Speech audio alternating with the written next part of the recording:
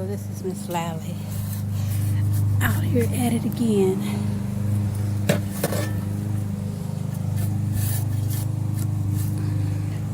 Look at that. I don't know if y'all can see that.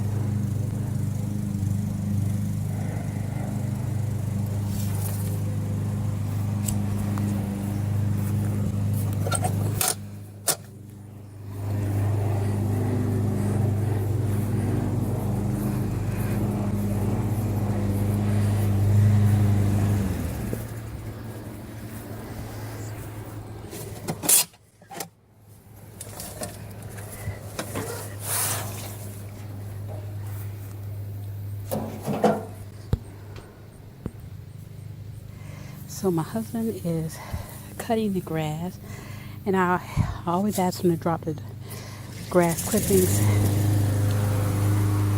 in my garden somewhere so that they can break down and feed my garden.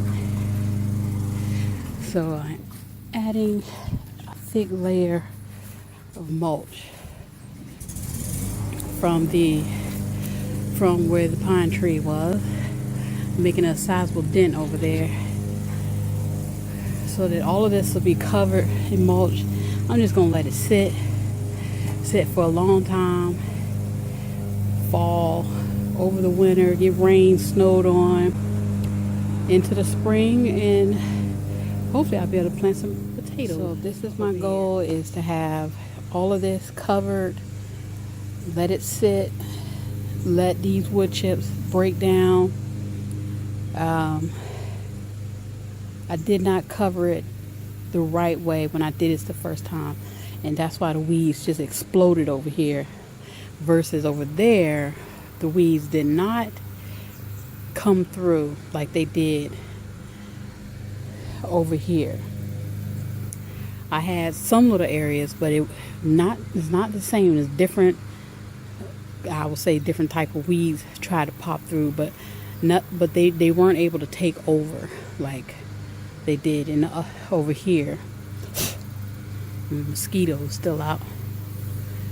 So that's what I'm up to. This is the wood chips from the pine tree that was cut down, that have been sitting here for well over 30 days. I want to say maybe over 60 days. And they they have this white stringy stuff, and I'm wondering, is this the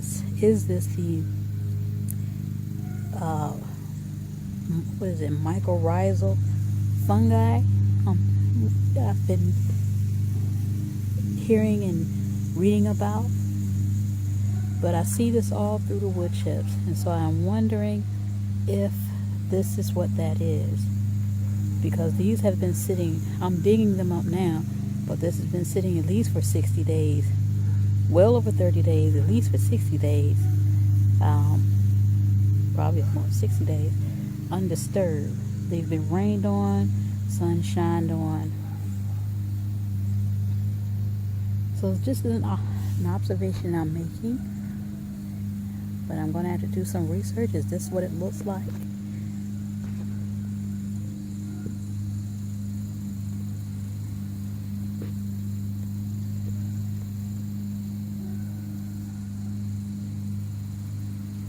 So just making an observation. And I guess also, is this what helps plants to communicate with one another?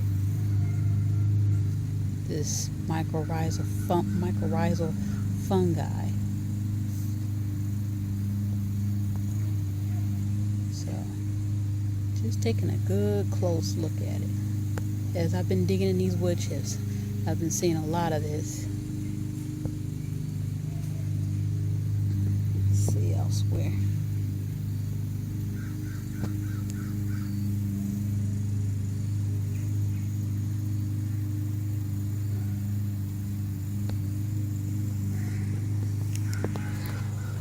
So this is what the pile looks like now. Made a nice sizable dent in it, and you can tell because this is what it looks like after digging down deep in there, and we've had 5 to 6 days of rain. When I dug down into the wood chips, were still cool to the touch. When I first started, this was ouch. I'm okay. Yes, that bee got me good, right on my thigh when I was bending down. Not bending down. I was standing. I was backing away from the area that I was digging the wood chips out of, and the bee came and got me. I didn't even see it come and sting me, and it felt like somebody was hitting me with a needle all in the same spot. So I dropped the phone and was swinging and whatnot. So we have a carpenter bee's nest in our backyard that we're going to have to get rid of, because that's my second time getting stung by the carpenter bee. So not waiting around for a strike three.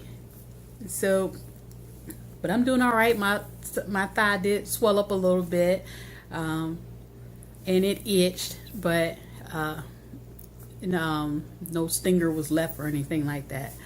So we're gonna have to get rid of those things.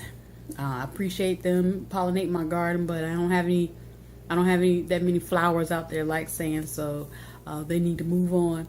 And I came in the house and read up about carpenter bees, and they burrow in the ground or tunnel in the ground and hibernate. And so over the winter time, so I'm not trying to we're not going to wait around for the next generation to come back out next spring. So that was a shocker to me. So I have to watch out for the bees. I mean, I need the bees, but you got to watch out for the bees. Thanks for watching.